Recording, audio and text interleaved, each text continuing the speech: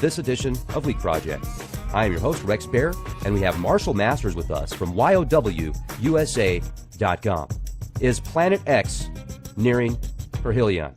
Now, I might have said that name a little bit off, but Marshall will correct me. Thanks a lot for joining us tonight here at the Leak Project, Marshall. How the heck are you?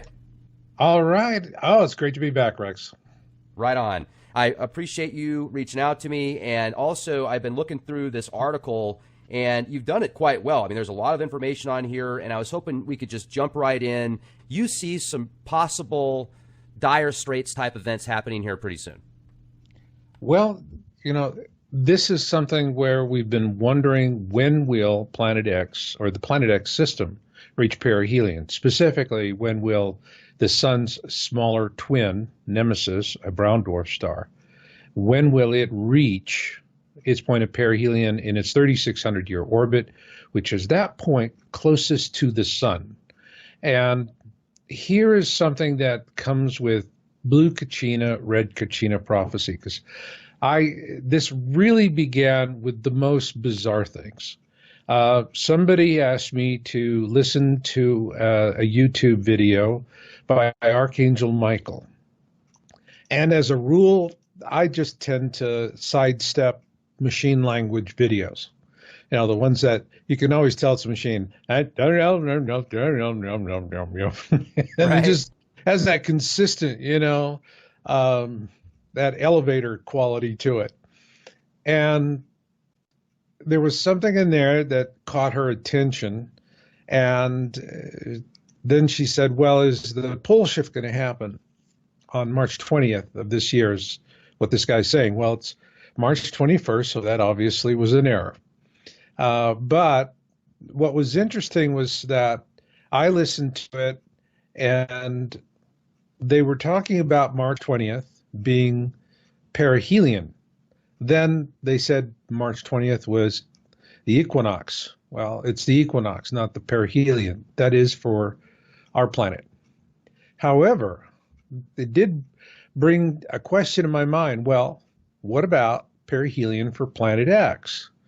And I was thinking about that, and then there was a video that showed up, and I have several folks that send me links to all the newest stuff, and one of the things we begun seeing is a blue halo, a larger object that is to the 3 o'clock of the sun relative to the horizon, which is not actually where it is in space. If you were to, be off Earth and you were looking at the sun relative to the sun's equator, which, if you just expand that out to the 12 signs of the zodiac, that's the ecliptic, the plane of our system. And when you do that, then this object is actually about the 130 position.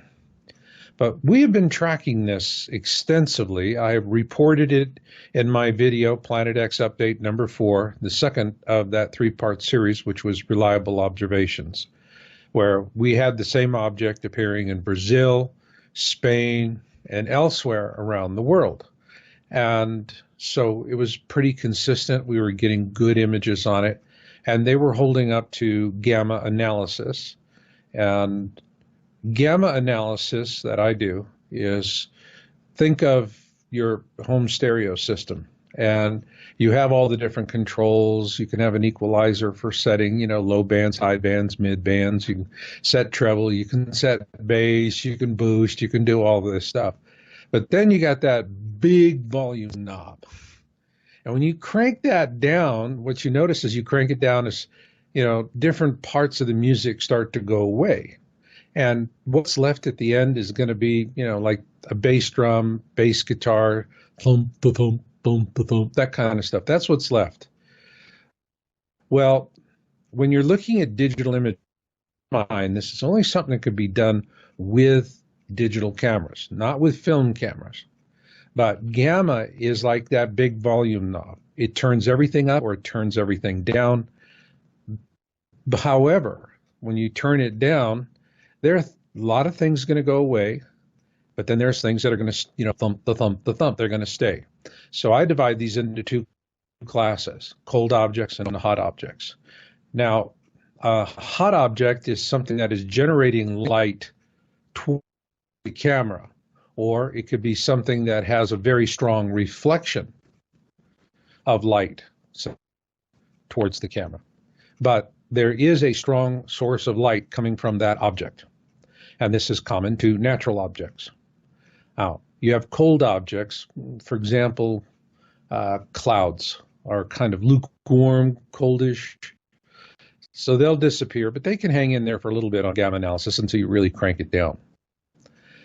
The one thing that's going to disappear very quickly again are going to be lens flares and aberration.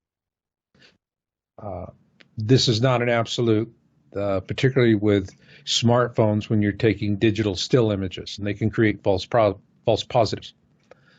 But it's a very good general rule of thumb. And so when I'm doing smartphone observations, and that's really what you get these days, I'm looking for video. I'm not looking for stills. Stills, I just don't pay a serious attention to them. But if it's a video, then you're able to see if they're, especially if it's handheld, they're moving around, if the object of interest remains fixed and relative to the sun, or if it dances all around like a lens flare. So these are the kind of tests that I do, and there's some others, but these are the principal ones that I do. And then if it stands up to that, the next thing I'll do is pull up Starry Night, or even, you can, for those at home, you don't want to get into a sky program, there's Solar System Scope. You go to their website for free and put in a date and a time, and you can see what the alignment of the planets in our solar system. And with this 3 o'clock position, given the size of, and if you look at the top of the article, where it's actually the image is Planet X nearing Perihelion, this was a screen of the gamma test. And the object of interest is to the right of the sun, again at the 3 o'clock relative to the horizon. And what really stood out for me was when I looked at the original imagery, it had a bluish little halo to it, a corona. And that really, during the gamma testing, came out even more intense. And the reason why, Rex, this really got my attention is that it brings us to the Hopi prophecy of the blue Kachina and red Kachina. And for those that may not have heard of that before, there's an ancient Hopi prophecy. It's been written about extensively. And there's two Kachinas, or stars, that are going to be apparent.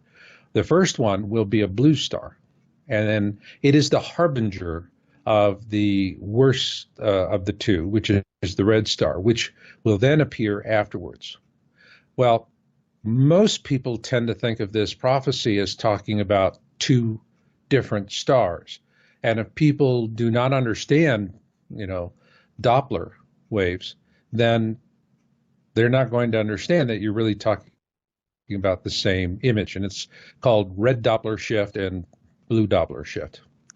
And what it really means is when an object is closing on you in space, the light waves are going to be compressed, and so it's going to be bluish.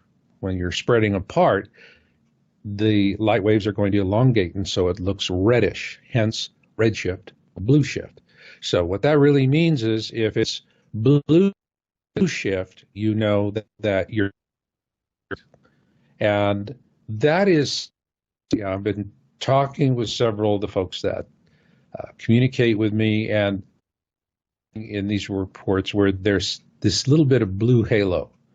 Well, that would tend to indicate that the Nemesis star with us, and that it could very well be it is in that phase of its orbit.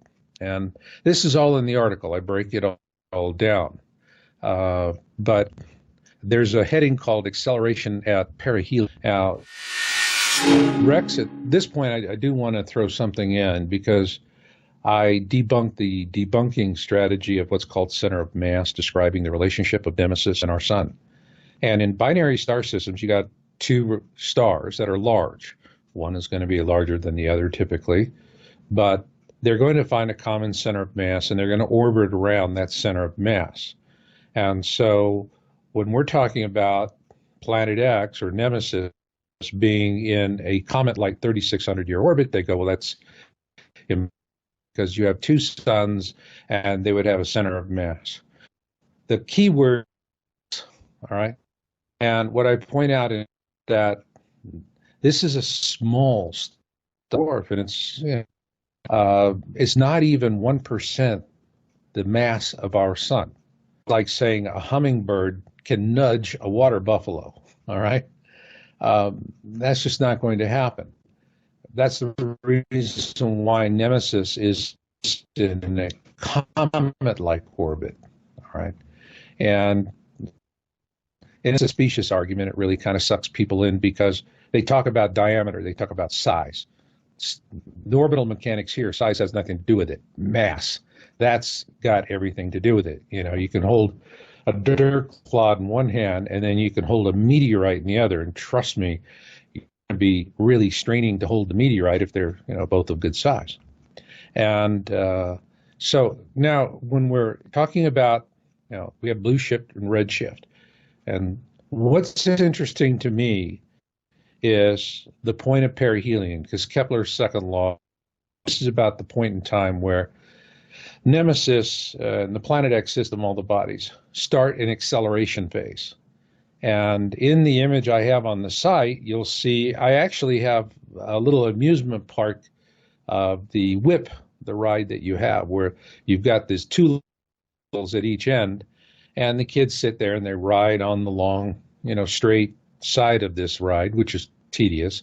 But then you get to the turnbuckle and you whip right around, which is why they call it the whip. Well, what works in an amusement park is exactly the way it works in the orbit of the Nemesis brown dwarf around its larger cousin. And so if that's the case, then it's in this acceleration phase, and it's closing with us. And that would explain the blue shift that we're beginning to see in observation reports. And once it reaches the point of perihelion, and the point of perihelion is where it is closest to the orbit of the sun. And one of the things I do show in the illustration is we go around the sun counterclockwise, but this goes in a clockwise orbit. And this has been reported by astronomers. It's also been reported by Zachariah Sitchin decoding the Sumerian texts. And that's these are important things. So this video about Archangel Michael and the Golden Age, this is something where they made an error when they were mixing perihelion equinox. But the interesting thing is, you know, it doesn't matter how big the bar of soap is, if you slip on it, you fall in the shower. So let's get to the meat of the matter. Perihelion. What does this mean to everyone on planet Earth? Well, there's an area in the orbit which we call the kill zone for this Planet X system. Now, for the better part of its orbit, most of its orbit, it's in the southern skies and it doesn't present a problem. Even when it comes up behind the ecliptic, but it's arcing in towards its point of perihelion, it's not really causing a problem. However, once it does reach point of perihelion, then from perihelion to the ecliptic, the plane of the solar system, which again is, remember, it's like, let's think about the sun's equator and stretching it out to the 12 signs of the zodiac. When it goes from perihelion to the ecliptic, this is the kill zone. This is when bad things are really going to start happening, and they're going to happen quickly. Because once it reaches perihelion, it is still going to be accelerating through, you know, because remember, perihelion, half of the acceleration phase is before perihelion, and the other half of it is after. So it's, when it reaches perihelion, it's still gaining speed. And what we'll see is that it will pass over our heads as it moves to its position on the ecliptic, which will be between the orbits of Mars and Jupiter. Now, let's go back to blue Kachina, red Kachina. From perihelion to the point where it's overhead, we're going to have the blue Kachina because it's closing on us. But once it goes past our orbit, over our heads, then it is gaining distance from us, and it's going to go to redshift. So blue will then become red, blue Kachina becomes the red Kachina.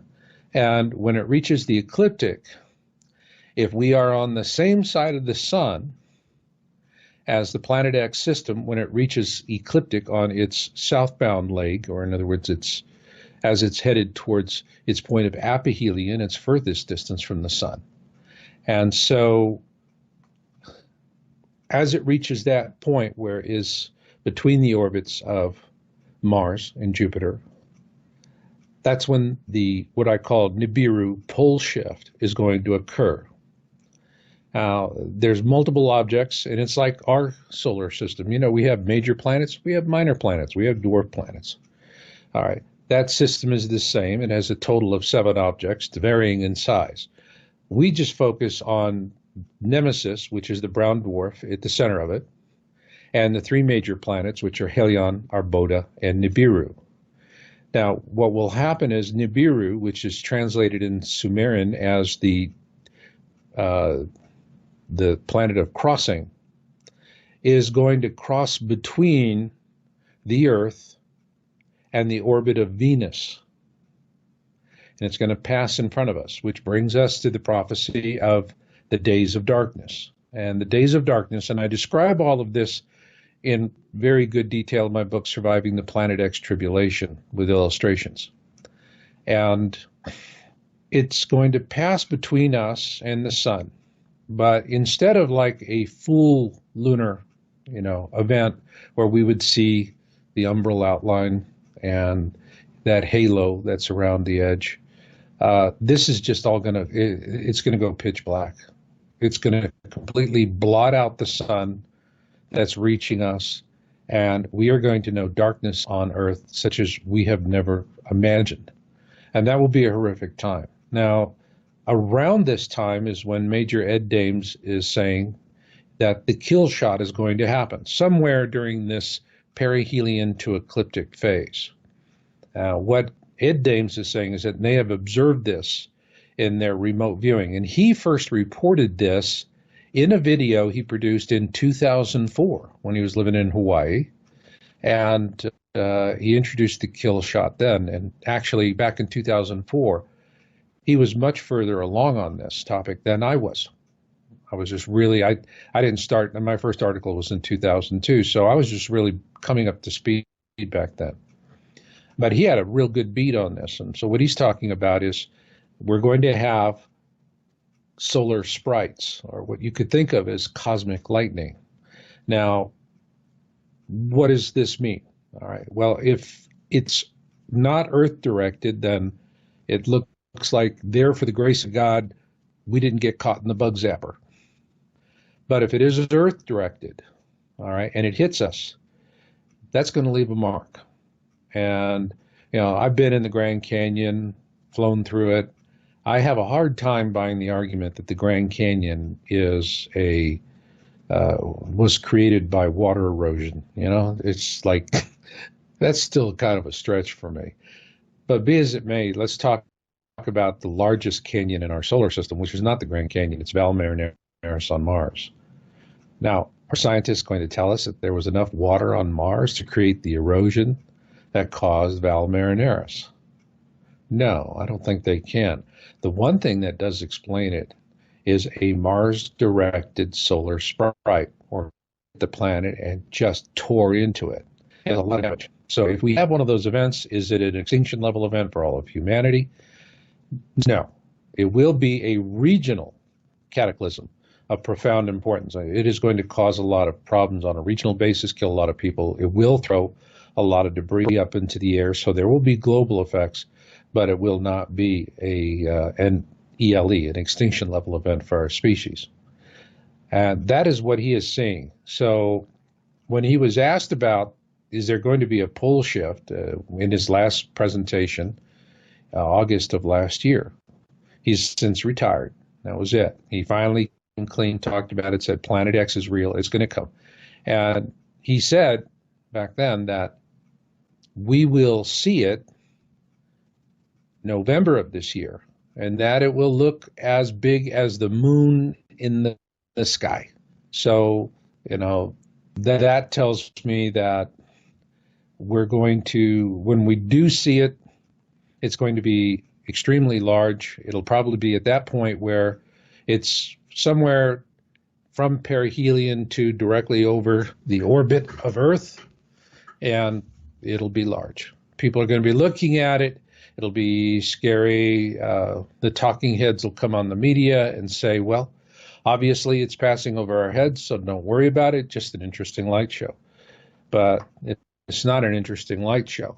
And unfortunately, most people are going to buy into the light show theory, and they'll die during the pole shift because 70% of the planet is large basins of water, seas and Great Lakes, and the vast majority of humanity lives along those shorelines. And all of those shorelines are going to be decimated during the pole shift because the water is going to come out of its basins. And when that happens, if you're in the wrong place, that's it.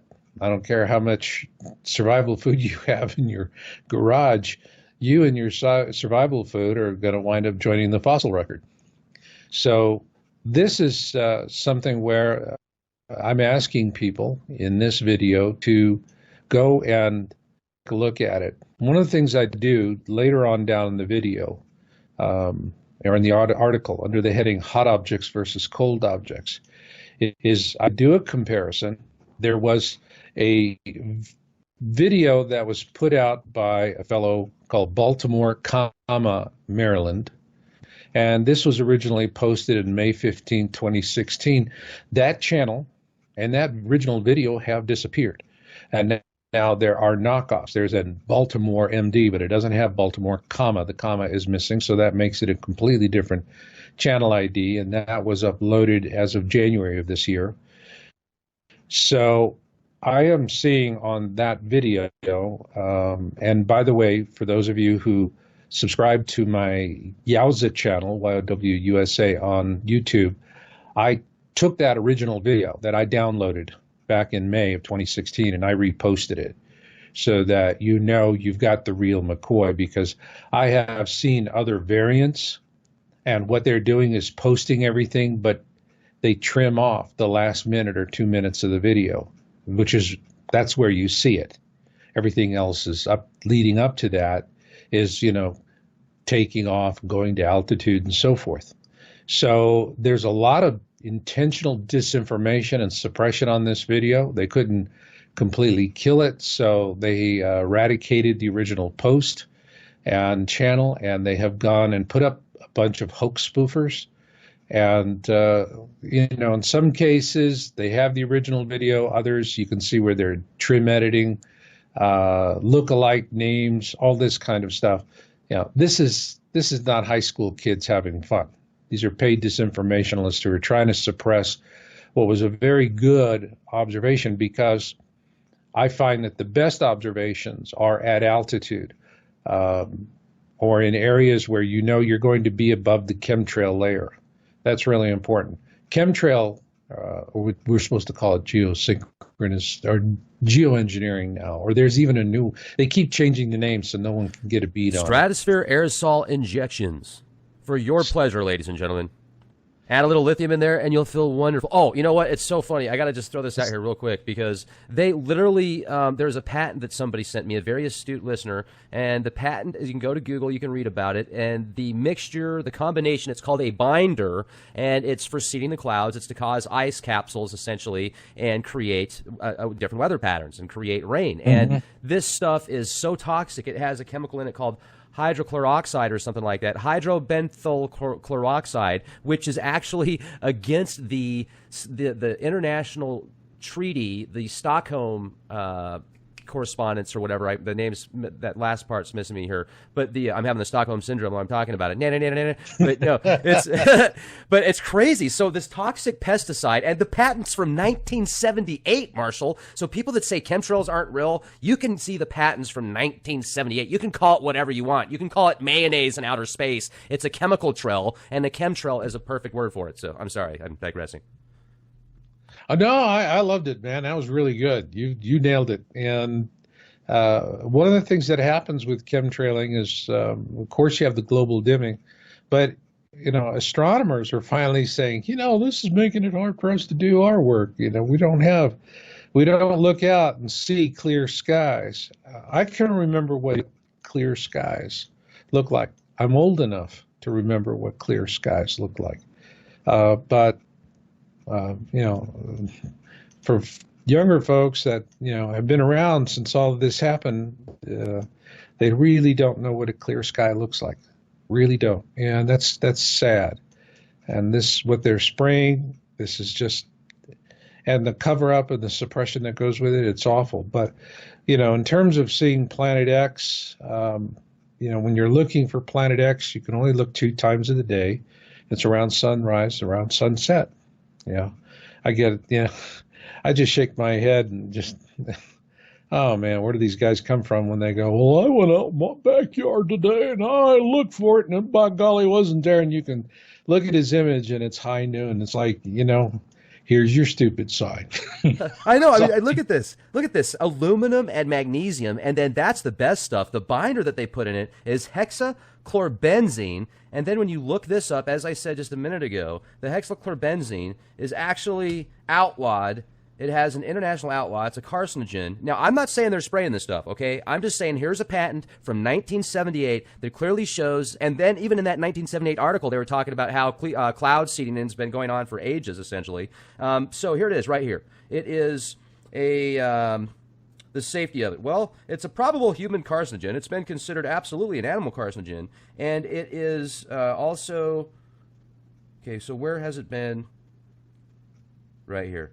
Yeah, the Stockholm Convention. It is outlawed. It's been banned globally under the Stockholm Convention, but that didn't come out until 2004. So, I can't say that they're still doing this. However, you clearly look up in the skies and you do see the geoengineering going on a daily basis, and there's plenty of organizations out there that actually profit off of seeding the clouds. Like, for example, if you type in weather modification, that's chemtrails. That's what a chemtrail is. Well, here you go. Weather modification. Where people see clouds, we see profit. Hello. All right. Yeah. So I'm sorry to digress. Let's go back. But it exists for anybody out there that still says chemtrails aren't real. Ladies and gentlemen, chemtrails are real. That's right. They are real, but people are, gosh, it's hard to get them to look up and think about it. I remember one time I was walking through a parking lot where I lived, and I looked up and there was a chemtrail jet and it was flying low and slow. This thing was like around 10,000 feet. And you can watch it and it's like, I call it chemtrail dingo balls, like it's low rider. And where it comes out in clumps, clump, clump, clump, clump, clump. And it looks like these little balls, dingo balls, that hang on. And then you watch the dingo balls. They hang, they cling, and then they disperse. And then you watch them disperse out and become big smudgy clouds. And this stuff was right overhead. And I mean, whoa, low and slow. I never saw it that close up and personal. And there was this woman walking through the parking lot. And so I just said, hey, look up, look what they're spraying on us. And she just looked straight in my eyes, refused to look up, looked at me like I was totally insane, spun around on her heels, grabbed her doggy in close on the leash, and she just hooked him in the opposite direction. Feet don't fail me now. So, yeah, there's still people that they refuse to look up. They don't want to know the bad news. Must not look up, might see clouds over me. That's crazy. It is unbelievable.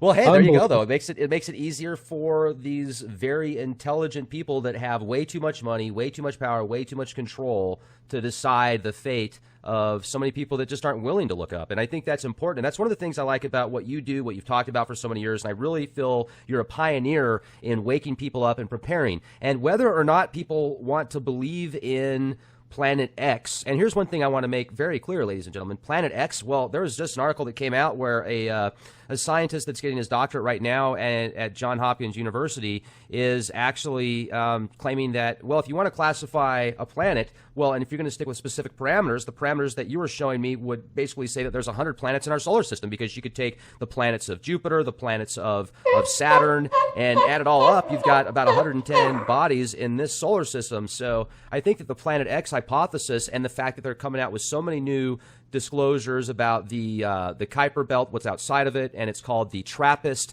It's 7 different planets, and they're saying 3 of those are Earth-like. That's not too far out there. I do certainly see there being that possibility that Planet X could cause some serious damage wherever it is, because even Planet 9, if you want to call Planet 9 Planet X because they downgraded Pluto, well, let's look at that for a minute. Planet 9 has caused the sun to tilt, and it's outside of the Kuiper Belt. Yeah, I mean, well, and Planet 9 was something they had to rush that to market, so to speak. What happened was a couple of astronomers at Arecibo, not at Arecibo, excuse me, another major telescope down in Chile, and they were actually able to observe a super Earth, something that was several times the size of Earth, and another object that they said they believed was a cold brown dwarf star.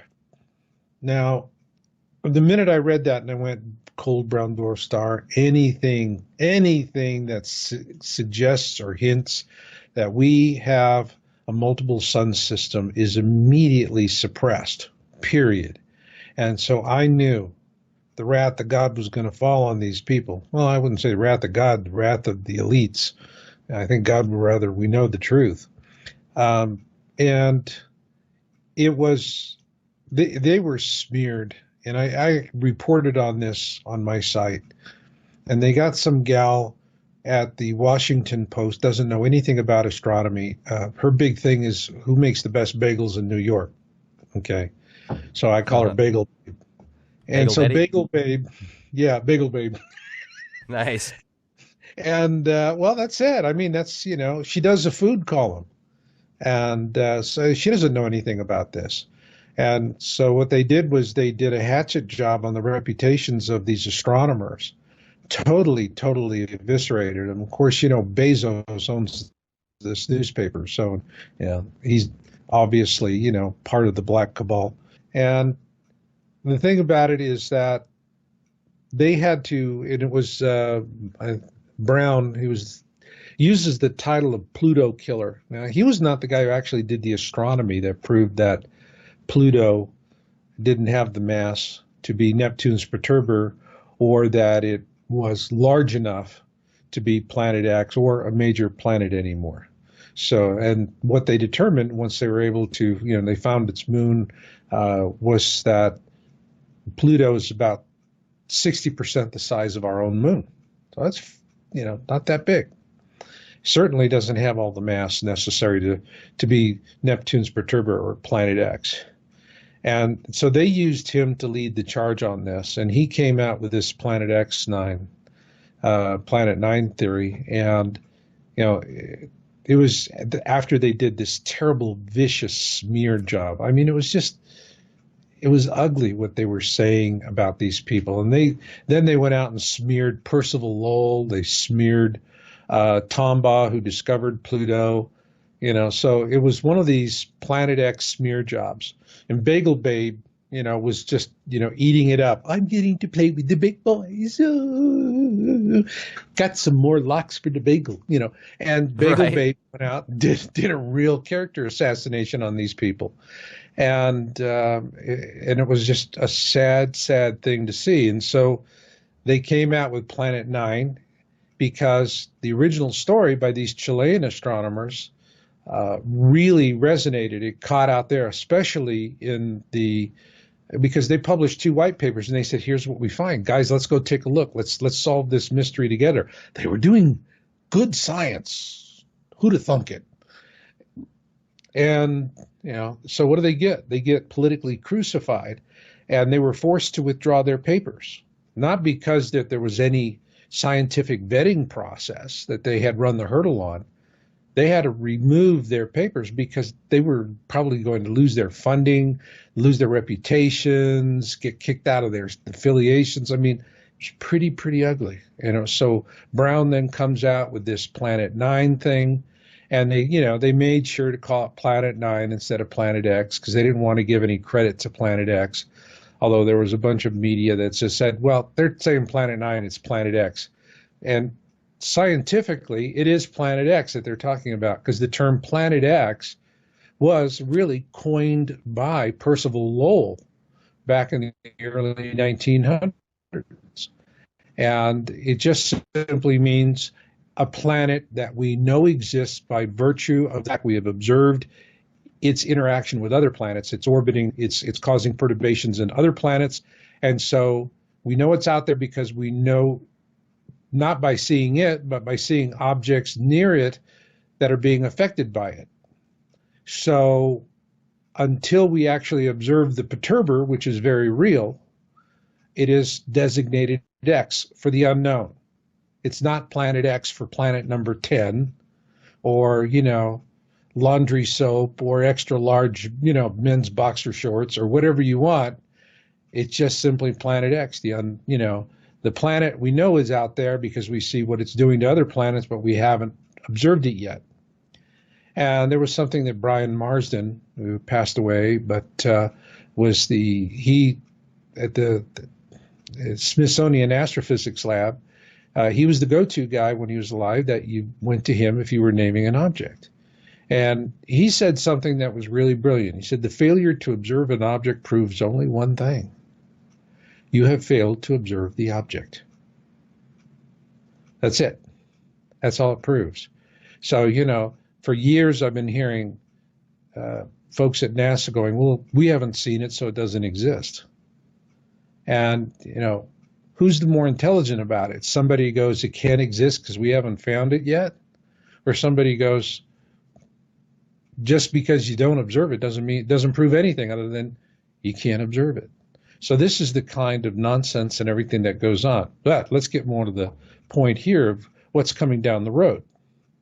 If, in fact, Nemesis truly is approaching perihelion, because once that happens, then Katie barred the door, all right? Things are going to start picking up. And if this is the case, if, there was just an interesting slip that, what we're seeing now is it's approaching perihelion. Once it reaches point of perihelion, and after that, we are going to have a flood of YouTube videos that are going to dwarf anything we could imagine right now. And right now, it just boggles my mind how many YouTube videos are coming out every day about observations. A lot of it's dances with clouds, and there's a lot of carpetbaggers out there who are repackaging stuff everybody saw last year and then putting these salacious titles, Best Nibiru ever, wow, disprove this, and all that, and all these salacious titles. It reminds it's all you. caps, dude, and it says NASA in the same title. It's got to be real. They got to, and they really, the music they should, that, woo, they should be doing that from the 50s.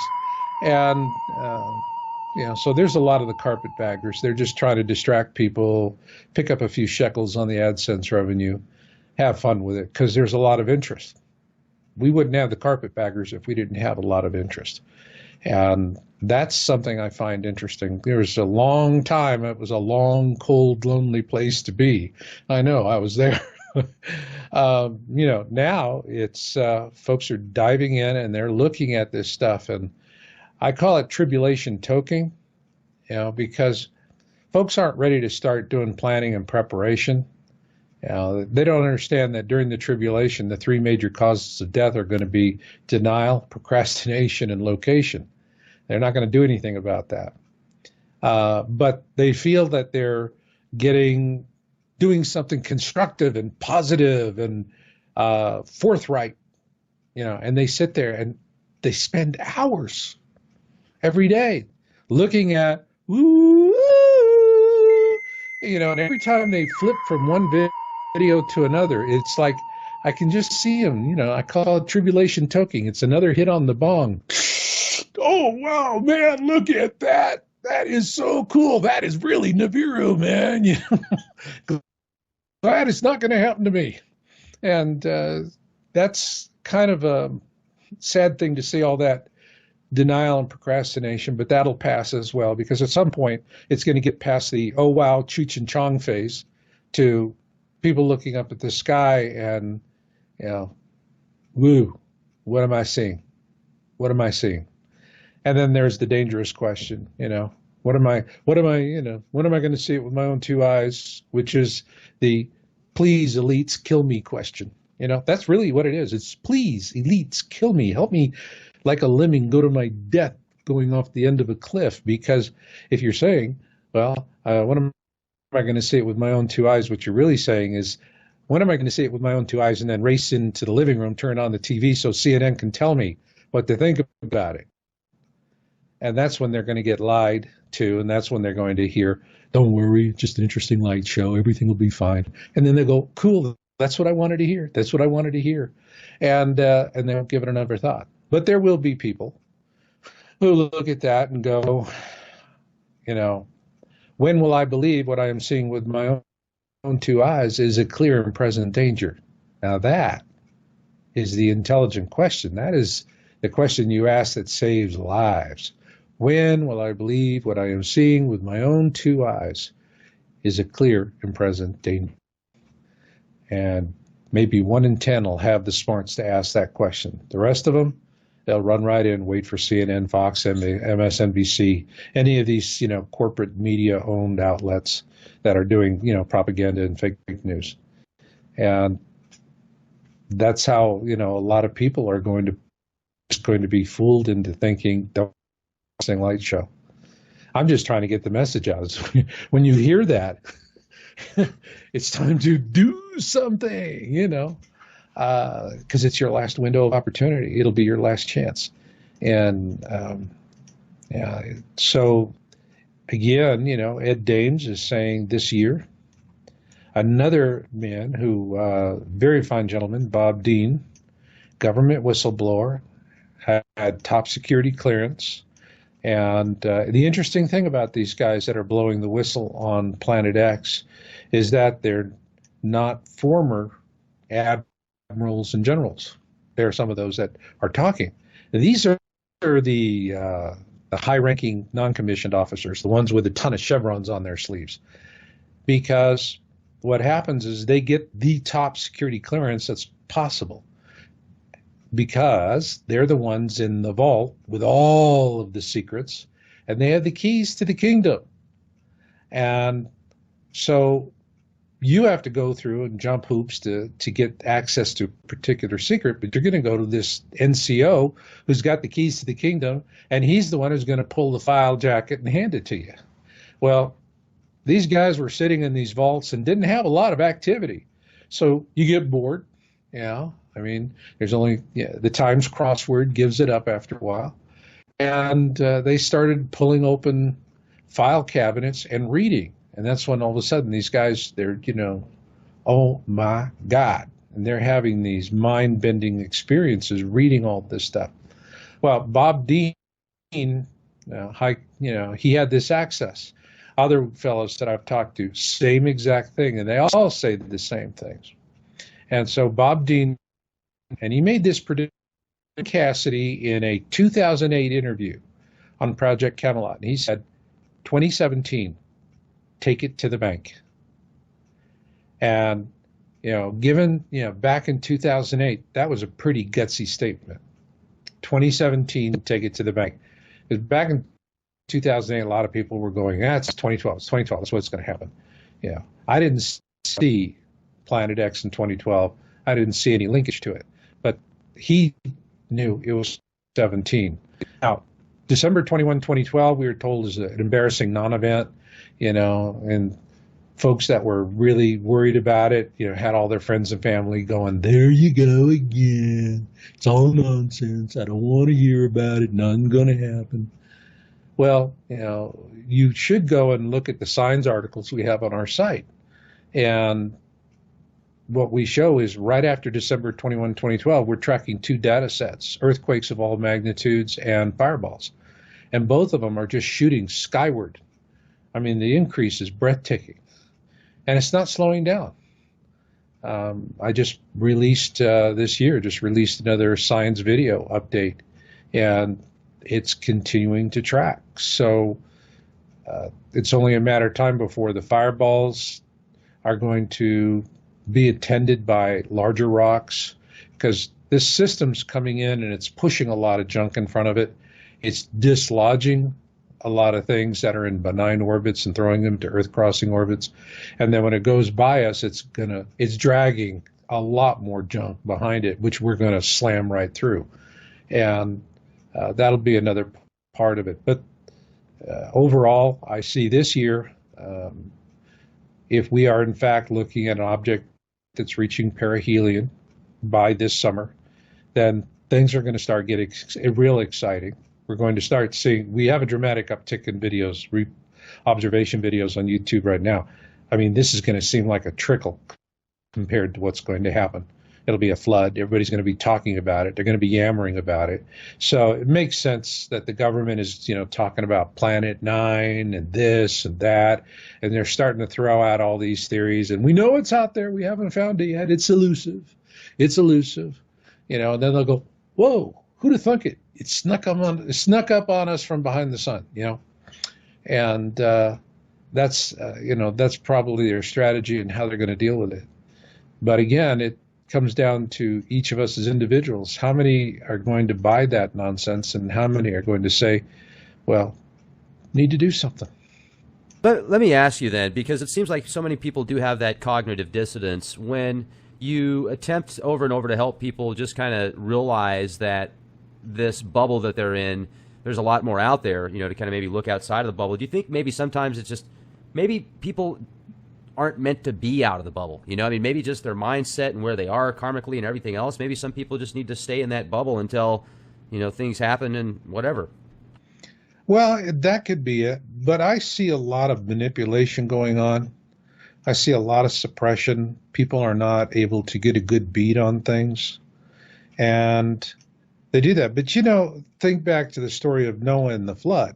I mean, poor Noah. How many times did somebody walk up to his wife and say, yo, lady, I think your husband's one short of a six-pack. His elevator's not going to the top. He's not the brightest bulb on the tree, and so forth. And then what happened to them? They're left knocking on the hull of the ark and drowning like rats. And I think, why did Noah not open the door? Well, the Bible said God told Noah, don't open the door. That's all. When this ship has sailed, it has sailed. But I think Noah wouldn't have been sitting in the ark listening to all those people pounding on the hull and thinking, nah, you were stupid. You called me names. Now now you get to drown like rats. Nah, I think he was sitting in there and he was weeping. And he was feeling, the heavy humanity of it. And no doubt wanted to open the ark and to give refuge to all of these people, even though they had mocked and humiliated him so viciously over the years. And he didn't do it because my version on it goes a little bit beyond, God just said, keep the door closed. Well, got to have reason for that. What is that reason? Well, imagine, Noah had opened the ark to all these folks and let them clambered in. Okay. Well, the first day, everybody would have been going, hail Noah, Noah the wonderful, Noah's a fabulous guy. We're so sorry. We were so stupid, blah, blah, blah, blah, blah. You were right. We were wrong. Day 2, they get together, form an ad hoc committee, and the ad hoc committee elects a new captain for the ark.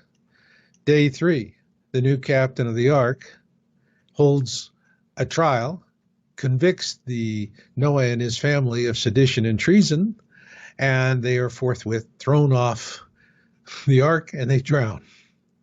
Day 4, the ark catches fire, burns, and sinks. Well, what was the purpose of the ark? The ark was a vessel constructed to facilitate the restoration of terrestrial life to the planet following a major cataclysm. That was the purpose of Noah, was the master, commander, and architect of this ark.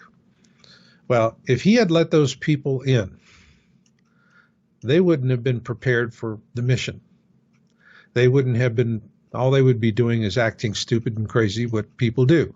You know, um, you know, they just throw common sense to the wind when they get like that. And so if you let them in, sure enough, like I said, within 4 days, you know, everybody's dead. The ark is burned and sunk under the waves. The mission fails. Terrestrial life is not restored. So when we're looking at all of these people who are, you know, mocking and denial, and, you know, particularly what's really sad is the way that they're vicious with people who are in awareness and are looking at it. And it's terrible because the people who are in awareness want to share their awareness. They want to help people. And they're not using information as power. They really are trying to do a kind and loving thing. And the thanks they get for it is to be mocked and ridiculed, isolated. You know, they'll have spouses that say, if you don't stop doing this, I'm going to divorce you. And next thing they know, their marriage is, you know, it's like sitting on a big red launch button, destroy, destroy, destroy. That's an awful thing. And it's just human behavior. But on the other hand, there are going to be those who survive. You know, the Georgia Guidestones tell us, keep humanity under 500 million. Doesn't tell us how we get there. Okay. So you're roughly looking at 1 in 10 of us survive. And what is the reason why 90% die, and what is the reason why 10% live? And it's excellence. I mean, you know, there's an interesting statement in sales and marketing courses, and they go 10% of the salespeople make 90% of the money, because they're the ones that really get out there and make it happen, and everybody else just talks the talk. And that's what you have with all of this denial and everything going on is, you know, a lot of people talk the talk. It's kind of sad when I talk with people who are in awareness and I say, you know, do you get the feeling sometime you're the only one-eyed person in a land of the blind, and all the blind people are doing are saying, hey, stupid, get a sharp stick and poke out your one good eye so you can be clever like us. You know, but that's the truth of it. That's the way it is. I'm really just trying to be in service to the people who are in awareness, and most particularly for the ones who are frustrated because they're going, well, what's the point of being in awareness? I can't afford bullets, beans, and bunkers. And it's sad because they're measuring themselves with purely consumer metrics, and that has nothing to do with it. The fact that they are in awareness gives them a huge, huge advantage, a huge edge. Because when things really do start to get bad, all right, you're going to have people racing around like idiots, saying all kinds of things, you know, wild eyes flashing, you know, they're hysterical, save my baby, save my life. But somebody who's been in awareness is going to be like the calm eye in the center of a hurricane. And they're going to be centered, not going to be celebrating or happy, yippee, you know, this is what I've been talking about for years and thinking about for years. They're not going to do that. But on the other hand, they're going to be centered, calm. And what will happen is leaders will see that, and then they'll talk to them. And this is the whole strategy. I mean, on my book, Surviving the Planet X Tribulation, I put the entire strategy on the back cover of the book, which is it's just 3 paragraphs if I can read it, because this is for those in awareness. And what I say is, you are in awareness because God intends for you to be a part of the solution. Read and study this book thoroughly to prepare yourself for your true mission and calling. Then, when a spiritual leader you admire and respect is seeing the same clear and present danger that you are, your path is simple. Hand that leader this book as you say, you need a plan, and this is the plan that will work for what is coming. Please read it, and if you have any questions, I'm always at your service. See, the point of the book is it's written for faith-based leaders, because these are the ones that are going to organize during this last window of opportunity. When everybody's looking up at the sky, you know, They're going, woo, what's that? And then they go to CNN and they get the big lie. All right. There's going to be the ones that are going to say, hey, I'm going to believe my lying eye. We've got a clear and present danger. And if they're the leaders of a church, they're going to know it's time to get their flocks to safety. And that's what they're going to be looking for. So that's the strategy. That's what I'm saying is you need to find these church leaders, these spiritual leaders, who are going to have enough common sense to know that they need to lead their flocks to safety. And so for those who are going, well, gee, I don't have I don't have bullets, beans, and bunkers. All right. Well, I address that in the second paragraph. I say, are you worried for yourself and your loved ones because you cannot afford a mountain of beans? Then prove that you are worth your weight in beans by using this book as a bridging tool. It will help you to establish your value as a teacher, mentor, and comforter to those whom you are in service to. By reading and studying this book, you'll experience firsthand the true power of the mentoring process. Then when the time comes, be yourself as you mentor and comfort tribulation leaders through the difficulties of awareness compression. In this way, you will gain their confidence, both through your centeredness and through your devotion to serving others. That's it. That's the strategy. If you're in awareness, here's a strategy to survive. And if you don't have that, then do you have $1 million to go build a bunker and stockpile it? And if you don't have $1 million to build a bunker to stockpile it, and you don't want to use this as your way to go out and be in service to others and survive so that you and your family can survive, well then, what have you got? What do you got? Frustration? Denial? Procrastination? Tribulation toking? All kinds of meaningless gestures to do something frivolous that you think is substantial and is just a wisp of smoke in the wind? What have you got? So that's what I'm doing, and that's also the reason why I started my church, Knowledge Mountain Church of Perpetual Genesis, and which is at knowledgemountain.org. And I'm really just trying to focus on and help people who are in awareness and help them to do this role, to survive by being in service to others. And, we call it purposeful survival for an enlightened future. And there are things that conventional preppers just seem to miss. I mean, the model that I see them doing, have been doing for a long time, is really based on Cold War shelter strategies and, nuclear, biological, and radiological. And NBR, well, what they did was in the 21st century, like laundry soap, new and improved, it's NBR plus E, earthquakes. So if you prepare for those 4 things, you're going to cover anything you need to cover. And then after that, well, you're clever. Just work it out as you go along. And that's pretty short-sighted considering we're looking at a tribulation that's probably going to last a decade. And, at some point, I don't care how much you have of anything, you're going to lay your head down at night and you're just going to say, God, I'm just really sick of this existence. I'm tired of this life. I'm tired of living in fear. I'm tired of living in misery. Please, God, take me in my sleep. If you've led a good life, maybe God will answer your prayer. If not, you're going to wake up and it's just going to be another bad day. And if you don't have something to give you hope for the future, it's really going to be just another bad day. And then how many of those bad days do you have to have before you finally stick a pistol in your mouth and eat a bullet?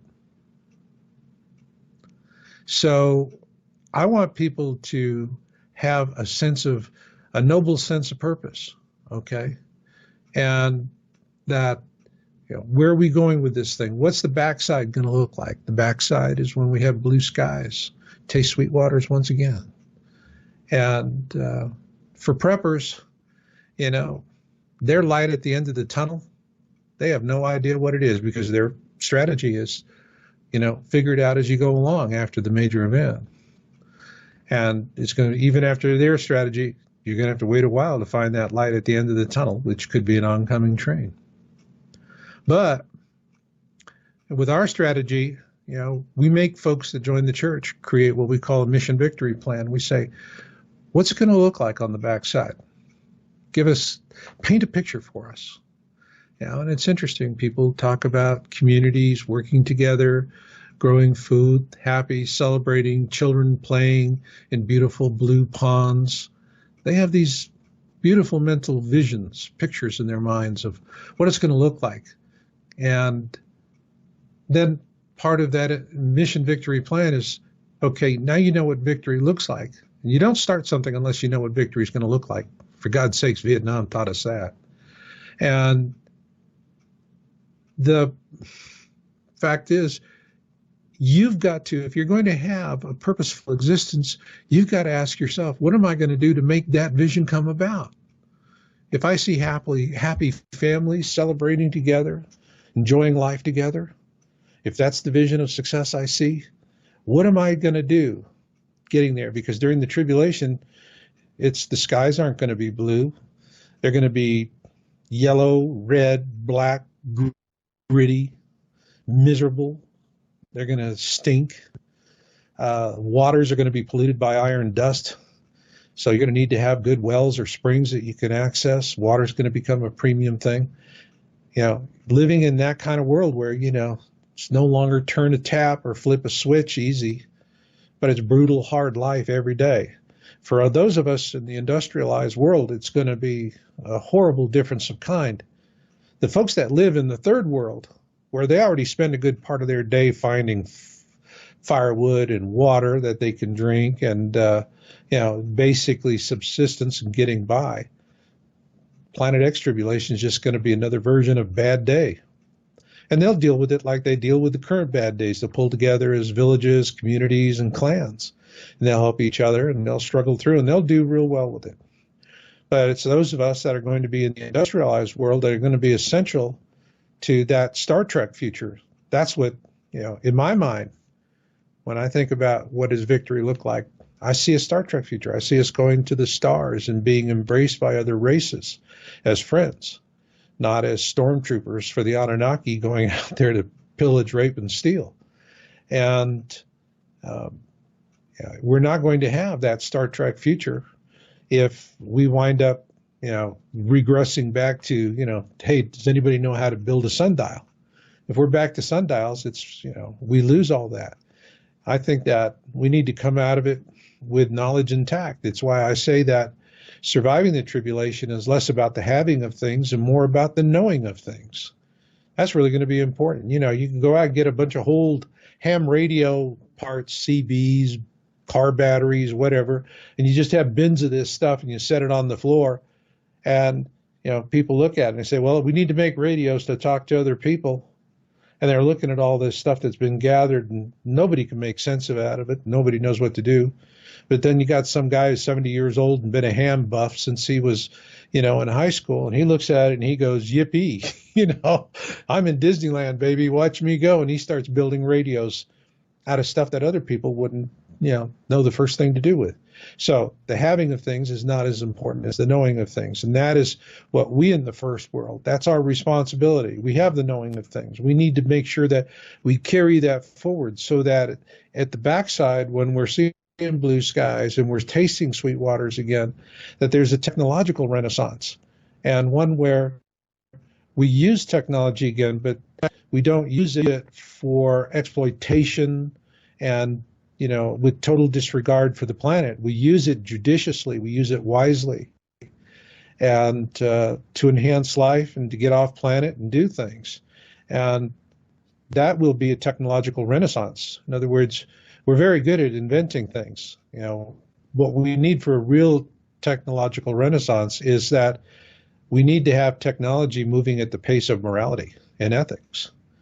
And if we have a true evolutionary event through this, and I believe that this will be an evolutionary event for humanity. Yes, we're going to be knocked down in numbers really, really heavy. But those who do survive are going to be stout-hearted. And they're going to be good people. They're going to pull through and, this will be living a lasting impression upon them and going forward and that new beginning and starting over. So, the opposing idea is that we wind up in some sort of Mad Max world.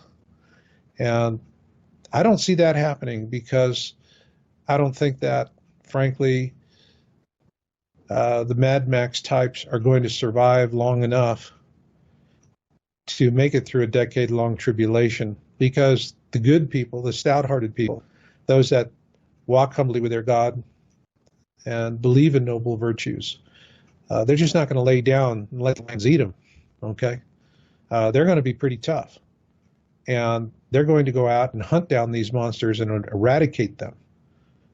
And they're not going to wait for the monsters to come find them in their communities. You'll have former military, you'll have police, you'll have guys that, they have the know-how to reach out and touch somebody from a mile away, how to stalk them, how to hunt them. And they'll go out and they'll do that. And they'll do it for the communities that they're a part of, and they'll be loved in the communities for doing what they're doing, because they will be noble guardian warriors. And that is going to be an important role. So all of this dark nonsense that Hollywood is pumping at us, no, it's going to be good, God-fearing people that are going to have the guts to stick it out. The ones that are busy just doing, when things are at their worst, they're at their worst. They'll have their day, but then they'll fade, because the bottom line is the creation of life, the making of good things takes good people. Bad people can only take. They don't create anything useful. And when there's enough good people to band together to take out the bad ones, they will. They will. And, that was one of the things. I grew up in Arizona, and what we see of the West is from Hollywood is not like, the old folks that I knew briefly growing up who had lived in the 1800s. And they remembered what it was like in those days. And they said, yeah, you had some of that nonsense going on, but it was always, in one part of town. It was tightly controlled. But for the rest of the town, people just made life, and they made life with a high degree of ethics and morality. And so I see a return to that pioneer type environment. That's the reason why I think preppers have this strategy of me and mine. They go, it's just, I'm going to build something for, 10 people or less, and we're going to survive because we believe that strength in technology equals strength in numbers. Nope, doesn't. They believe that they're going to be able to stay off the radar and not be detected by anybody. Nope. Somebody wants to find you, they're going to find you. And they're going to think that, well, we're clever people. We'll just cross our bridges when we come to them. Well, when a bridge burns, you're on one side of it alive or on the other side of it dead. That's the truth of it. So if you're in earnest, you're using your smarts, you're working with others, you're going to do much better in the long run. Those are the ones that will come out of the tribulation. And they're going to come out of the tribulation profoundly changed. People are, it's an interesting thing how environment affects us. When I lived in California, in the Bay Area, you have a lot of density packing. People are packed in on each other. And, try and start a conversation in a grocery store or something like that, and people just be polite, and they just kind of smile gratuitously and then move around. It's like, he's one of those. And you're in my space. You're in my space. See, I have a little bubble here. You are impinging in my bubble. And so you had all this bubble impingement. And even when I lived in a smaller area, Santa Cruz, bubble impingement. That's the way it was. But, here I am in Reno, and it's what a joy to be here. It reminds me of Phoenix, Arizona when I was a kid growing up. It's about the same population. And I enjoy, you go to the store and people start conversations with you. You start conversations with them. It's got that nice small town feel. And it's really, really great. Now, when you think about it, the majority of people are going to survive the tribulation. They're not going to be from the coastlines. Those are all going to be inundated. It's going to be the people in the flyover states where you can walk into a store and get into a fun conversation with anybody at a moment's notice. And people are polite. They open the door. They say nice things to each other. It's a complete difference. And so, living in an area where you got that small town feel really did give me a refreshed sense of hope for the future. Because these are the very kinds of areas that are going to survive the coming tribulation. Not the big cities on the coast where, you're impinging on my bubble. that kind of nonsense. So for those that are in awareness, folks, it's really not about bullets, beans, and bunkers. Because when the time comes, there's going to be about 10%, maybe 20% tops of the population that's going to go, excuse me, but I'm going to believe my lying eyes. This is a clear and present danger. Need to do something. And the rest of them are going to be going, just like Y2K. It's just like Y2K. All nonsense. I'm not going to buy into it. They tell me it's an interesting light show. I believe them. They don't have any reason to lie to me. They're going to do that. So the smart thing is you start making yourself worth your weight in beans if you can't afford a hill of beans, as I say. And you start looking around for faith-based communities. And typically there'll be smaller independent churches where the leadership has a much closer hand on things. And then you get to know them. They're these people you would want to survive with. And then you take a look at the leadership and you determine if they're the kind of people that they'll be that 1 in 10 that'll say, I believe in my lying eyes. And they're going to go it their way. And if they do, then you want to affiliate with those faith-based organizations. And you want to be able to come in with your knowledge and understanding of what's coming, because they're going to need this. Because they're going to be asking questions. Why are we dying? Why is this happening to us? Why were we lied to? Why this? Why that? Why the other thing? Yeah, you're going to, a lot of folks doing grapevine rumors, talking about all kinds of stuff because they don't know. And they're just going to, just be cooking it up as they go along. But there you are. You've been studying this. You understand it. You know what's going on. You're centered. You're quiet. They can see that composure. And then when you speak, you just say enough to answer a question. Don't go on like, a cheap tent flap in the wind. You just answer like a wise person does. You sit, you listen to everything they say, think about it, and then you answer with as few words as possible. And then they're going to go, wow, you know what you're talking about. You're bringing in a sense of understanding to us about what's going to happen, and we need this.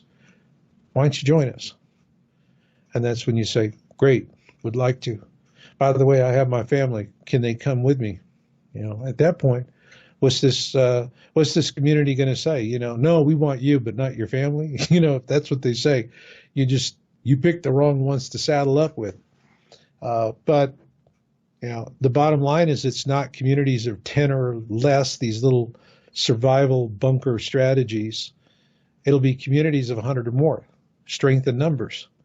This goes back to pioneer lore. You see, there's nothing that proves that surviving in groups of 10 or less in something like this, unless you're stranded on a desert island when your airplane crashes, and that's it. You're the only 10 bodies on the planet, on the island.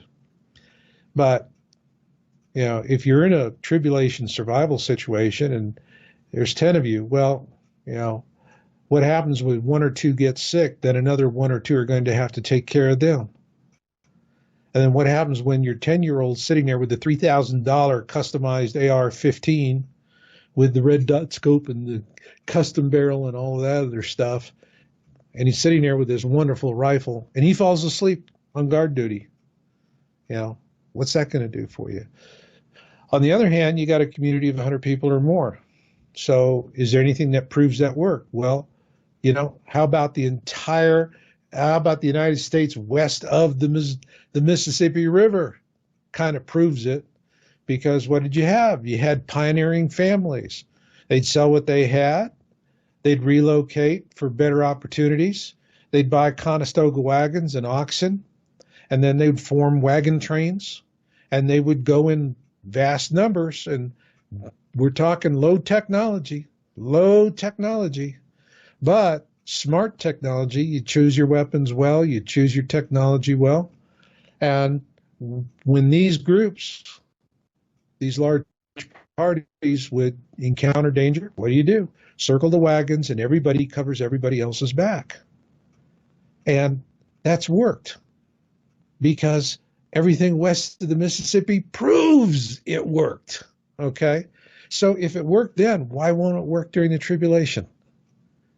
Who's to say it wouldn't? Who's to say that something that was only an idea for survival that was dreamed up during the Cold War, which was never tested, is the smarter thing to do because it's newer. Newer doesn't mean anything. What you want is, whatever you look for solutions, you're always looking to the past for things that survive, because if it worked, that's the reason why we know about it. There's a lot of things that were tried, didn't work, we don't know about them today. Things that worked, we know about them today. And so that's the basic logic of it. And, for your listeners out there, again, the three major causes of death: denial, procrastination, and location.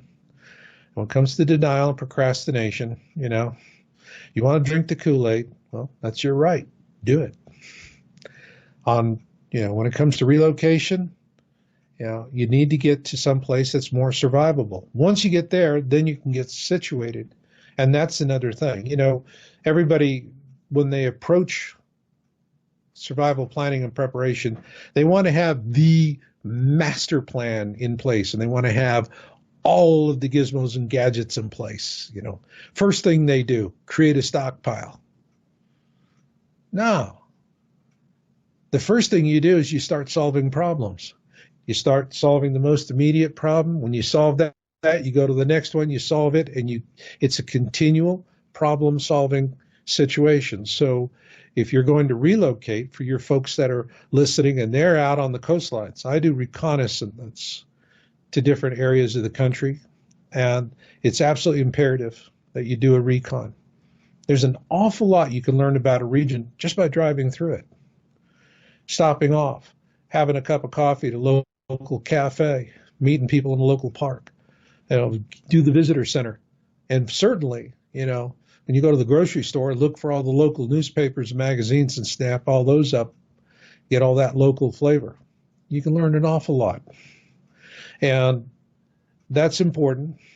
But in general, what I tell people is you want to be 150 miles away from any major body of water, like an inland sea, like a Great Lake, which is essentially an inland freshwater sea, and your oceans and Gulf of Mexico, Gulf of Alaska, so forth. You're 150 miles inland. That's good. That's a general rule of thumb. Elevation is important. In terms of general elevation, areas that I like around 2,500 to 3,500 feet above sea level. You get above 5,000 feet, farming's going to get hard, and you're going to have to be able to do a lot of farming to survive afterwards. And so you want to be at a good altitude for that. You're looking for areas where you have soft soil, rolling hills, and lots of fresh, good water, sweet water, springs.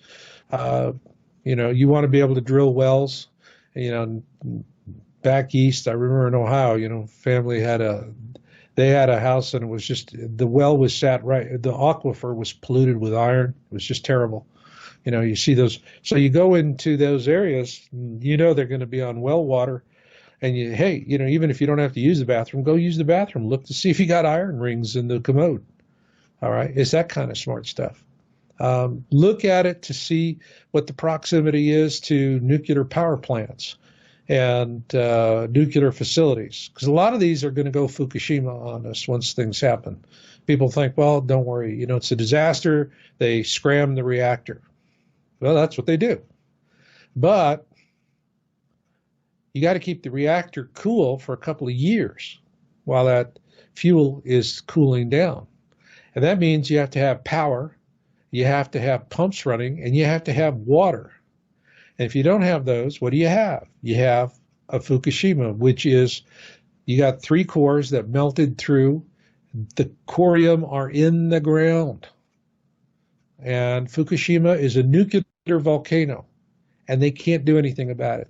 They literally cannot do it. There's no way to stop this hell on Earth that they have created. And worse yet, there is an underground river runs directly under the plant. I mean, what's this thing? It's like, oh my God, they just must have been, here's your bottle of stupid pills. Just, you need more? Let us know. We got all the stupid pills you need because we're just in it to make a return on investment. And that's how they designed that plant. And, well, it's pumping radiation directly into the Pacific every day and will for a long time, and it will kill the Pacific and probably do a heck of a lot of damage to the other world, the other oceans as well. So we're going to have Fukushimas. We're going to have these China syndrome things that are going on, and it's going to be really bad. And so what I tell folks is at a bare minimum, you want to be upwind 50 miles away from the plant, downwind 100 miles away. The other thing you want to be careful of is fracking. And fracking is these well casings they're designed to last 30 years. A small percentage fail on day one, but 30 years under normal operating conditions. Well, you're not going to have normal operating conditions when you have major fault lines like the New Madrid and the San Andrea and the Cascadia. And these things are popping off because when these major fault lines go with these magnitude 9, 10, whatever quakes are going to generate, we're going to feel it all across the country. Last time New Madrid popped, church bells in Philadelphia were ringing. Okay. Well, if you can ring church bells in Philadelphia, what about all the fracking wells in Pennsylvania? It's going to ring those wells as well. And then when they fail, then that toxic witch's brew that they use for fracking is going to seep up into the aquifers, and you're going to have poisoned water and dead land. And so it's really sad because for this, particularly people living on the eastern coast, there was a whole number of areas in Pennsylvania that were really phenomenal. Western New York, real super survivable areas. And a lot of those are gone. So, in general, you got to check and see what the water tables are. And, if it's something where they have drilled through a major aquifer, God forbid, that's a problem. But I would say anywhere from 15 to 25 miles distant from any fracking field. And that's a rule of thumb. So you have that. It's important that you want to have rolling hills. There are a lot of folks that want to move out to the plain states. And, you go back to pioneering lore. I mean, they would get these prairie grass fires. My God, they were awful. Like, a lot of people died, terrible deaths as a result of that. And so we're going to have these big prairie grass fires. They're going to happen. So you don't want to be out there on the prairies. You want to be out there where there's nice rolling hills and soft earth. It's real important, particularly with the rolling hills and the soft earth, because you want to be able to dig into the side of a hill so you can create radiation. And one of the things I point out in my book, Surviving the Planet X Tribulation, is the various densities of things that are going to be readily accessible: sand, wood, earth, and so forth, because you have to have radiation shielding. When we have these solar storms, and we're going to have awful solar storms, the radiation just comes straight down. Sometimes rain comes in sideways, but not with this. The radiation is just going to come straight down right through the top of your head. And so you're going to need to have radiation shelters during times when there's a lot of solar activities. And there's little things you can do, those little radios, wristband radios, things like that, useful. Particularly the FM radios, and you just have them on and let them play static, and then when you hear that static kick out like that, then that little digital radio in that watch has fried. At that point, you're in the middle of a solar flare, and you're going to have a lot of radiation coming down for about 30 minutes, and if you can get to safety real quick within a few minutes after that, you're going to do fairly well. On the other hand, if you're caught out in the open, keep in mind our magnetosphere is weakening, so we're not going to have the shelter from this solar radiation, this solar wind that we have now. So these are the kind of things people need to think about, need to be aware of. And if you're in awareness, you're going to know all this stuff. You're going to know that after the pole shift, the last major event is going to be flying through the tail of the Planet X system. And that's something that's going to catch people unawares. Now, the interesting thing is Mother Shipton has a very specific prophecy about that. And she says, you know, it's going to come through, and then it's going to pass, and everybody's going to go, ha-ha, we survived, we're clever, we're going to feel pretty cocky and arrogant.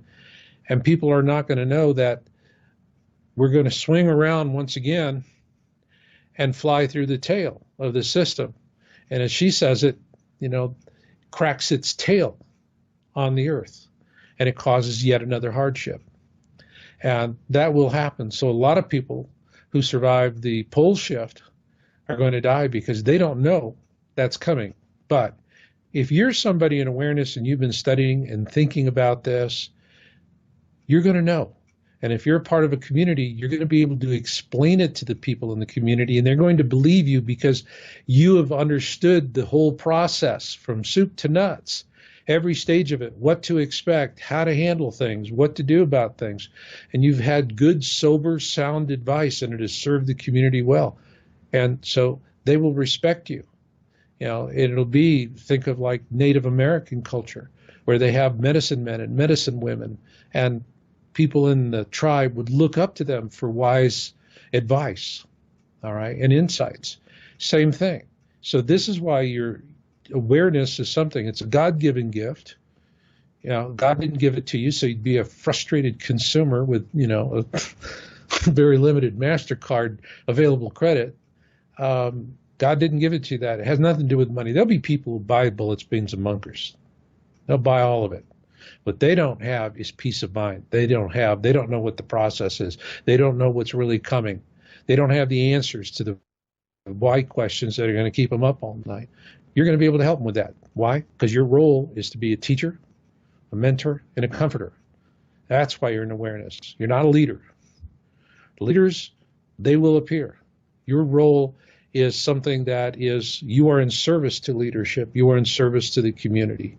And people who are in awareness, the vast majority of them, with rare exception, are gentle, kind-hearted people, and they're sensitives, they're intelligent, they can see people holistically, and that's important. That'll be an important thing during survival, is to be able to see people holistically, mind, body, and soul, how everything's connected. Today we don't see people holistically, we see behaviors. And so we respond to behaviors. That's the reason why we have prisons. We're controlling behaviors. We're not looking holistically at the environment or the people, what they're dealing with, and what puts them into their prisons as much. And so during the tribulation, that's going to be important, that ability to do that. And there are some folks that'll debate, well, if I'm going to go through the tribulation, do I have 9mm pistols or 45 caliber pistols? Do I have this? Do I have that? If you're someone in awareness, the ability to sit down and drink a cup of tea with somebody and have a heart-to-heart chat that helps them settle down and feel some hope for the future and a reason to go back to the business of survival, what you've got to offer is worth a lot more than all the pistols you could put in the armory. Not that they're not important. They are. A lot of things are going to be important during the tribulation that we don't think are important now. But it's being in service to others. And that's what I'm advocating. That's what I'm teaching. And I know I'm only reaching a fraction of 1%, maybe a fraction of 1%. But it's what I do, Rex. Well, you do a really good job of it, too. And I got to tell you, you've been doing this for over 10 years, and you've built a strong reputation. And one of the things that I appreciate is also you offer different mindsets than a lot of people that, like you said, okay, well, you've got to have $500,000 if you want to get into this really nice resort that's underground. Now, at the same time, I appreciate people that have the money and can get prepared too, because there are those people out there that do have the money and they do have the mindset of wanting to prepare a better life for the future. So the majority of people, though, like you said, maybe are a little bit more lopsided on particular things, and maybe they could kind of balance it out a little bit. That's one of the cool things about a faith-based community, even if people don't have the same specific, if they don't believe, okay, well, your God's better than my God or whatever. I mean, that's the kind of thing where people most of the time kind of realize that there is a higher power. Most people feel that way. And as long as they don't get into the nitty picky, oh, well, he has blonde hair. No, he has red hair. No, it's not a he, it's a she. No, it's not a he or a she, it's an it. Or it's, just like, okay, well, so, and I appreciate that. And with that said, I would strongly recommend our audience go to yowusa.com. You've got the Colburn Bible. You've got several other books that are really good. You come up with articles almost daily. And it's funny because I want to show your website before we close out, but I can't because I'm getting disconnected from the internet. And I've noticed that about at least half of this conversation, I've been disconnected from the internet, which is really strange because we still have this Skype conversation. So it must be meant to be. Yeah, I think so. I think so. Be the change you want to see, ladies and gentlemen.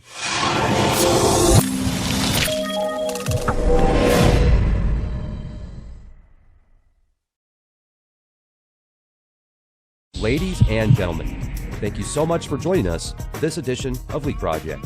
I am your host, Rex Bear, and we have Marshall Masters with us from yowusa.com. Is Planet X nearing Perihelion? Now, I might have said that name a little bit off, but Marshall will correct me. Thanks a lot for joining us tonight here at the Leak Project, Marshall. How the heck are you? All right. Oh, it's great to be back, Rex. Right on. I appreciate you reaching out to me, and also I've been looking through this article, and you've done it quite well. I mean, there's a lot of information on here, and I was hoping we could just jump right in. You see some possible dire straits type events happening here pretty soon. Well, this is something where we've been wondering, when will Planet X or the Planet X system reach perihelion? Specifically, when will the sun's smaller twin, Nemesis, a brown dwarf star, when will it reach its point of perihelion in its 3,600-year orbit, which is that point closest to the sun? And here is something that comes with blue Kachina, red Kachina prophecy, because this really began with the most bizarre things. Somebody asked me to listen to a YouTube video by Archangel Michael. And as a rule, I just tend to sidestep machine language videos. The ones that you can always tell it's a machine. And it just has that consistent, that elevator quality to it. And there was something in there that caught her attention. And then she said, well, is the pole shift going to happen on March 20th of this year, is what this guy's saying. Well, it's March 21st, so that obviously was an error. But what was interesting was that I listened to it, and they were talking about March 20th being perihelion. Then they said March 20th was the equinox. Well, it's the equinox, not the perihelion. That is for our planet. However, it did bring a question in my mind. Well, what about perihelion for Planet X? And I was thinking about that, and then there was a video that showed up, and I have several folks that send me links to all the newest stuff, and one of the things we've begun seeing is a blue halo, a larger object that is to the 3 o'clock of the sun relative to the horizon, which is not actually where it is in space. If you were to, be off Earth and you were looking at the sun relative to the sun's equator, which, if you just expand that out to the 12 signs of the zodiac, that's the ecliptic, the plane of our system. And when you do that, then this object is actually about the 130 position. But we have been tracking this extensively. I have reported it in my video, Planet X Update number 4, the second of that 3-part series, which was Reliable Observations, where we had the same object appearing in Brazil, Spain, and elsewhere around the world. And so it was pretty consistent. We were getting good images on it, and they were holding up to gamma analysis. And gamma analysis that I do is, think of your home stereo system, And you have all the different controls. You can have an equalizer for setting, low bands, high bands, mid bands. You can set treble, you can set bass, you can boost, you can do all this stuff. But then you got that big volume knob. And when you crank that down, what you notice is you crank it down as, different parts of the music start to go away. And what's left at the end is going to be, like a bass drum, bass guitar, thump, thump, boom, boom, that kind of stuff. That's what's left. Well, when you're looking at digital image, this is only something that could be done with digital cameras, not with film cameras. But gamma is like that big volume knob. It turns everything up or it turns everything down. However, when you turn it down, there are a lot of things going to go away, but then there's things that are going to, thump, the thump, the thump. They're going to stay. So I divide these into two classes, cold objects and hot objects. Now, a hot object is something that is generating light toward the camera, or it could be something that has a very strong reflection of light towards the camera.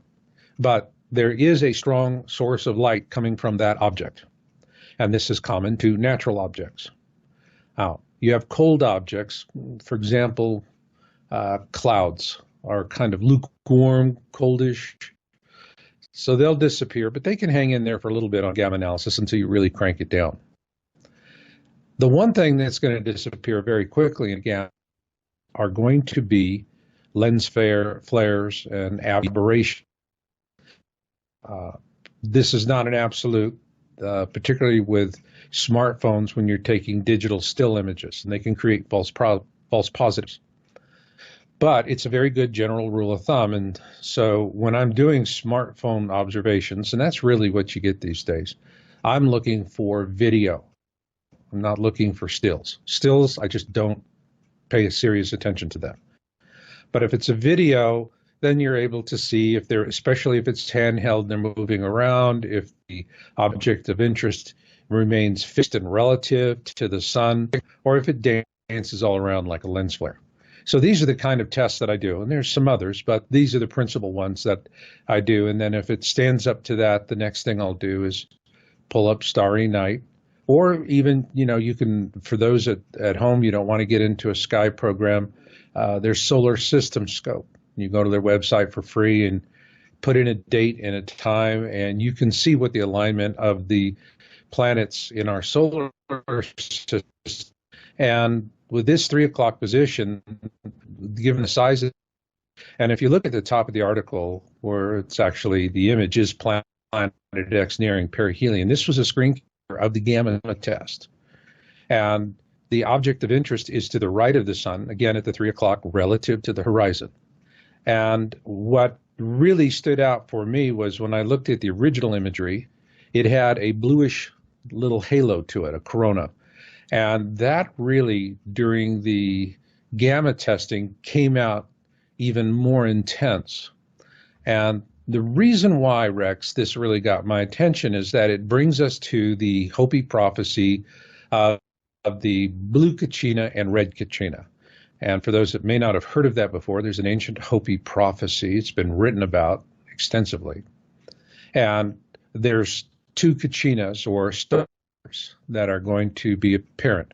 The first one will be a blue star, and then it is the harbinger of the worst of the two, which is the red star, which will then appear afterwards. Well, most people tend to think of this prophecy as talking about two different stars. And if people do not understand, Doppler waves, then they're not going to understand that you're really talking about the same image. And it's called red Doppler shift and blue Doppler shift. And what it really means is when an object is closing on you in space, the light waves are going to be compressed, and so it's going to be bluish. When you're spreading apart, the light waves are going to elongate, and so it looks reddish, hence redshift, blue shift. So what that really means is if it's blue shift, you know that you're, And that is, I've been talking with several of the folks that communicate with me, and in these reports where there's this little bit of blue halo. Well, that would tend to indicate that the Nemesis star with us, and that it could very well be it is in that phase of its orbit. And this is all in the article. I break it all down. But there's a heading called Acceleration at Perihelion. Now, Rex, at this point, I do want to throw something in, because I debunked the debunking strategy of what's called center of mass, describing the relationship of Nemesis and our sun. And in binary star systems, you got two stars that are large.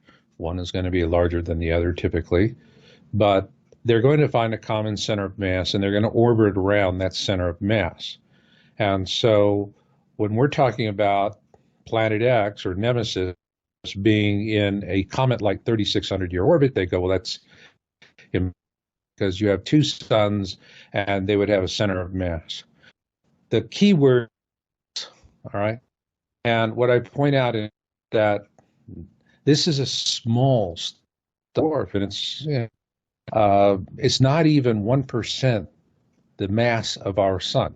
Like saying a hummingbird can nudge a water buffalo, all right? That's just not going to happen.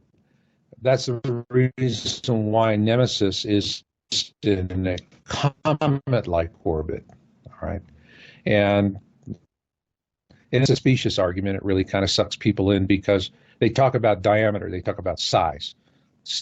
The orbital mechanics here, size has nothing to do with it. Mass, that's got everything to do with it. You know, you can hold a dirt clod in one hand, and then you can hold a meteorite in the other. And trust me, you're going to be really straining to hold the meteorite if they're, both of good size. And so now when we're talking about, we have blue shift and red shift. And what's interesting to me is the point of perihelion, because Kepler's second law, this is about the point in time where Nemesis and the Planet X system, all the bodies, start an acceleration phase. And in the image I have on the site, you'll see I actually have a little amusement park of the whip, the ride that you have, where you've got these two levels at each end, and the kids sit there and they ride on the long, straight side of this ride, which is tedious. But then you get to the turnbuckle and you whip right around, which is why they call it the whip. Well, what works in an amusement park is exactly the way it works in the orbit of the Nemesis brown dwarf around its larger cousin. And so if that's the case, then it's in this acceleration phase, then it's closing with us. And that would explain the blue shift that we're beginning to see in observation reports. And once it reaches the point of perihelion, and the point of perihelion is where it is closest to the orbit of the sun. And one of the things I do show in the illustration is we go around the sun counterclockwise, but this goes in a clockwise orbit. And this has been reported by astronomers. It's also been reported by Zecharia Sitchin, decoding the Sumerian texts. And that's these are important things. So this video about Archangel Michael and the Golden Age, this is something where they made an error when they were mixing perihelion equinox. But the interesting thing is, it doesn't matter how big the bar of soap is, if you slip on it, you fall in the shower. So let's get to the meat of the matter. Perihelion. What does this mean to everyone on planet Earth? Well, there's an area in the orbit which we call the kill zone for this Planet X system. Now, for the better part of its orbit, most of its orbit, it's in the southern skies and it doesn't present a problem. Even when it